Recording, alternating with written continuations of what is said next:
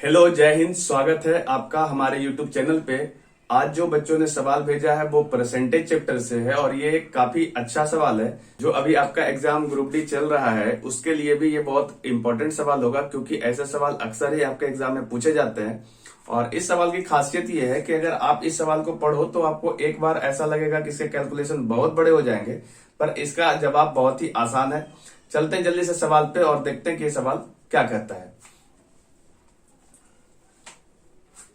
सवाल आपके स्क्रीन पे, एक बार सवाल को पढ़ दे रहे हैं, आप भी सवाल पढ़ लीजिए, उसके बाद इसका सॉल्यूशन हम बता रहे हैं। देखिए सवाल कह रहा है कि यदि आयकर 19% बढ़ जाए तो नेट आय 1% कम हो जाती है। आयकर की दर प्रतिशत में क्या होगी? पहला ऑप्शन है 5%, दूसरा ऑप्शन है 5.5/9%, तीसरा ऑप्शन है 18% और चौथा ऑप्शन है 20%। ये देखिए आपका आरआरबी में पूछा हुआ क्वेश्चन है। तो इस सवाल में दो चीज आपको समझना है कि आयकर क्या होती है। तो जो भी आपका टैक्स लगता है, जो आपकी आय होती है उस पर जो टैक्स लगता है उसे हम आयकर कहते हैं। और ये आयकर जो है कह रहा है 19% बढ़ जाती है। ठीक है, जितना भी आप पैसा कमाते हो उस पर जो जितना भी परसेंटेज आपका टैक्स लगता है तो वो टैक्स को हटाएंगे तो वो आपकी नेट आय होती है। जैसे एग्जाम्पल है कि अगर आपका आयकर 10% है और यदि आप 100 रुपया कमाते हो तो आपका जो नेट आय है वो 90 रुपया होगा, क्योंकि 10 रुपया आपका आय आयकर में कट जाएगा। ठीक है, तो इस पे ये आधारित सवाल है। देखिए क्या बोला है सवाल कि 19% जब हमारा आयकर बढ़ जाता है तब आपका 1% नेट आय घट जाती है। ठीक है, यहां पे हम लिख दे रहे हैं आयकर में वृद्धि क्या हो रही है।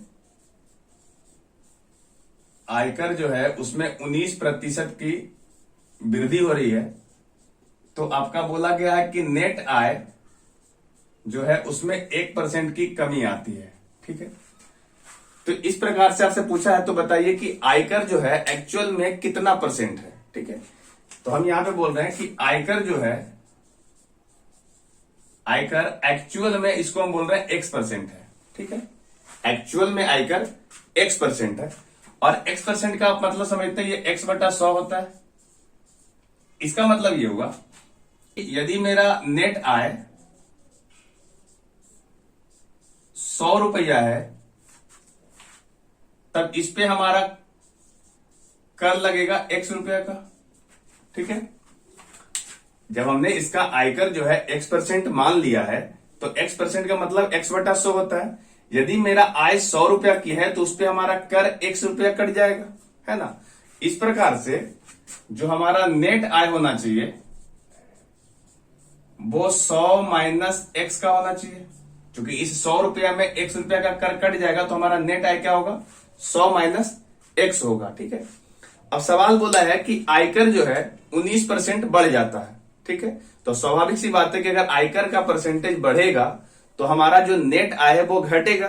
ठीक है, क्योंकि ज्यादा पैसा मेरा कर में कट जाएगा तो हमको जो मिलेगा नेट अमाउंट वो हमको कम मिलेगा। अब सब जो ये 19% बढ़ा है इसको समझना जरूरी क्या है कि जो हमारा X रुपया है इसमें इसी X रुपया में 19% आयकर बढ़ गया है। ठीक है, तो जो रुपया हमारा कर के रूप में बढ़ेगा उतना रुपया ही हमारे नेट आय से घटेगा। ठीक है, जैसे हमारा 10 रुपया हमारा कर बढ़ गया तो नेट आय में मेरा 10 रुपया घट जाएगा।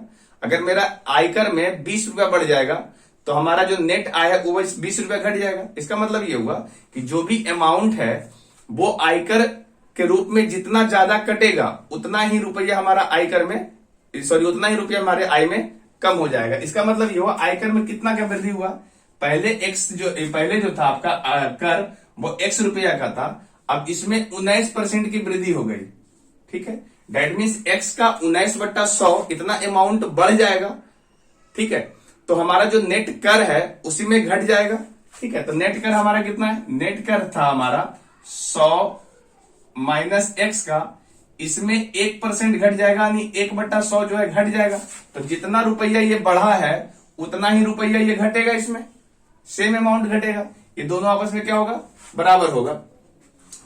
सिंपल सा बात इसको समझना जरूरी है कि जितना भी अमाउंट जो है, जितना भी रुपया हमारा कर के रूप में बढ़ेगा वही अमाउंट जो है हमारा नेट अमाउंट में हमारा घट जाएगा। ठीक है, तो कितना रुपया बढ़ा है तो X रुपया पहले हमारा कर था उसमें से आपका 19/100 बढ़ जाएगा। ठीक है, तो X का 19/100 इतना अमाउंट बढ़ेगा और जितना भी अमाउंट बढ़ा है वो घटेगा, तो पूरा नेट आय में 1% की कमी आई थी। 1% की कमी किसके कारण आई होगी? 19% की वृद्धि के कारण। तो हम कहेंगे जो मेरा नेट अमाउंट है 100 माइनस एक्स, इसमें 1% की कमी आई, तो जितना रुपया ये बढ़ा उतना रुपया ये, सॉरी जितना रुपया ये बढ़ा है उतना ही रुपया ये घटा है। ये दोनों आपस में क्या होगा? बराबर होगा। बस इसको हम सॉल्व कर देते हैं। तो ये वैल्यू देखिए 100 से 100 कैंसिल होगा और यहां से 19x बराबर आ गया 100 माइनस एक्स। ये वाला x इधर आएगा तो ये 20x हो गया और 20x बराबर 100 आ रहा है, तो x बराबर आएगा 100 बटा 20। यहां से ये कट के आ रहा है 5। आप x क्या एज्यूम किए थे? x एज्यूम किए थे कि आयकर का जो एक्चुअल परसेंटेज है वो x% आपका टैक्स लग रहा है। दैट मीन्स आपका 5% का टैक्स लग रहा है, क्योंकि x का वैल्यू 5 आया। ठीक है, इस प्रकार से जो इसका सही जवाब होगा वो आपका 5% होगा। उम्मीद है ये सवाल आपको समझ में आया होगा। अगर आपका भी कोई ऐसा सवाल है जो आपके प्रैक्टिस के दरमियान आपको कोई हेल्प नहीं कर रहा है, तो वो सवाल हमारे दिए हुए व्हाट्सएप नंबर पे भेजिए। जो भी इसका सही जवाब होगा वो हम आपको प्रोवाइड जरूर कराएंगे।